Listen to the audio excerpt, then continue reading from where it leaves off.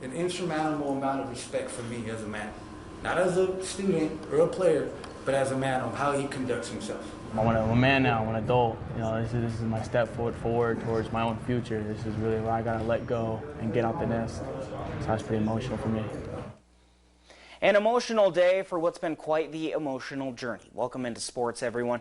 For the longest time, Joseph Bowen dedicated himself to not only pushing himself to be the best in being a three-sport athlete, but he was even more devoted to being a good person, one that grew up into a man before everyone's eyes and set an example for many local student athletes. With many of his coaches, family, and teammates surrounding him, Bowen took the next step towards his future inside the Palace at Yuma High School this afternoon, signing his letter of intent to play football at Arizona Christian University next fall.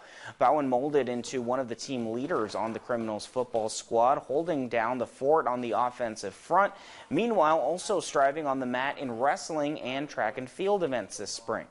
And in the process, he paved the way for his athletic and academic future at the next level, of course, without forgetting the place he can always call home. There's definitely a lot of pride that comes with the logo, Criminals, and the mascot. You know, there's a lot of city pride. I'm very proud and grateful I could have carried it for these 4 years. And of course, it's not going to be gone forever. Once a criminal, always a criminal. And then, but now it's going to be a new logo coming in. Of course, I'm going to have this hat on me no matter where I go. But it feels refreshing knowing that I have a new opportunity, a new path to grow in a different school. So I'm extremely excited. I'm extremely proud to see him excel at the next level. And I hope a lot more athletes in this school can follow in his path.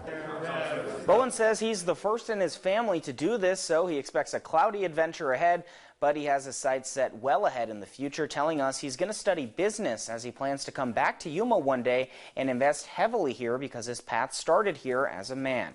Clearly a very bright young man, and we wish him nothing but the best of luck.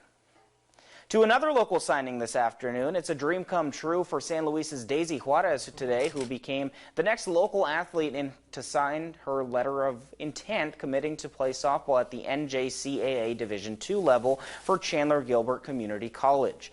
Juarez shined on both sides of the ball, shining in the circle as a pitcher and showing off her power at the plate. Outside of crediting each of her supporting family members and coaches that pushed her along the way, she pointed to the adversity she had to overcome, from outside doubts to the peaks and valleys of playing softball. There's certain times where I was like, oh, it's done. They would tell me I wasn't good enough, but I proved them wrong. So there's always the ups and downs, but when I had my downs, I rose up way better. Like, I just became better in every way I could. Off the field, Juarez plans to study exercise science and hopes to one day be a physical therapist or athletic trainer. We certainly wish Daisy the best of luck as well. To Caballeros Field we go. Kofa Lady Kings softball welcoming in the Palo Verde Yellow Jackets into town as both regular seasons reaching the final stretch here. Starting in the bottom of the third, Kayla White up to bat. She drops this out to center field. Kings with a leadoff base hit to start the frame. A couple batters later, it's going to be Caitlin Piceno at the dish. And with White on third base now, Piceno gets walked, but that's a wild pitch. Ball goes to the backstop. White coming across home, and Kofa strikes first in this one. They take a 1-0 lead. Later on, it's going to be Stephanie Montoya at bat, trying to add on to the damage, but she flies out to Callie DeRosa over and right. That will end the inning. So now we go to the top of the fourth. Here's Ariana Lee up for the Yellow Jackets. She lofts this over to Piceno, who fumbles it. She tosses to first, and Lee just beats out the throw. Or does she? Well, let's go ahead and take another look. The ump called Lee safe, but this replay we're going to have for you in just a second here shows you just how close this play was. Now, it looks like the throw beats her, but either way, it ends up as a runner on first for Palo Verde. Later on, it's 2 outs. Nikki Rocha up for the Yellow Jackets. Lines this one, but caught by Piceno. That's a blink and you'll miss it play. Take a closer look. Piceno getting way up to make the catch and end the inning. Kings would actually end up walking this one off in the 7th. Jasmine Martinez coming up with a big hit to win it for Kofa. They take it 2-1 for their 15th win on the year. Now back over to Yuma High for one of the oldest rivalries there is. The Kofa Kings making the crosstown trip to see the Crims. Nick Johnson and Gabe Ortiz talking some game.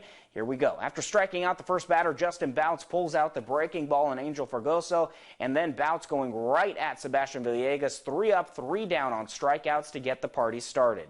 And boy, it would be a party. Now in the 6th inning, Kings getting shut out and down, but with 2 on, it's Villegas with the hotliner into left. Then the ball scoots away, so Jose Castro comes around. We've got a ball game. Next batter, it's going to be Connor Ramirez. Hitting it on a line, bouncing off the top of the webbing from the leaping Juan Lugo at short. 1 run comes in, and then Villegas hesitates, but spins, turns on the Jets to slide in safely. We are not done. Throw down to second, and Ramirez comes off the bag for the out. Yuma's lead now shrinks to 7-4 in the 6th inning. Now, we're fast forwarding to the 7th inning. Lugo now in relief for Bouts to close it out. The Kings would load the bases with David Salas at the dish. Watch the comebacker to the mound. Lugo firing to Eli Lujan for 1, and the skip on over to first for the game-ending double play. The Criminals hang on 7-4. That would be your final score as they hold off the fierce Kings rally. That's all the time we have for sports. Laura, we'll send it back over to you.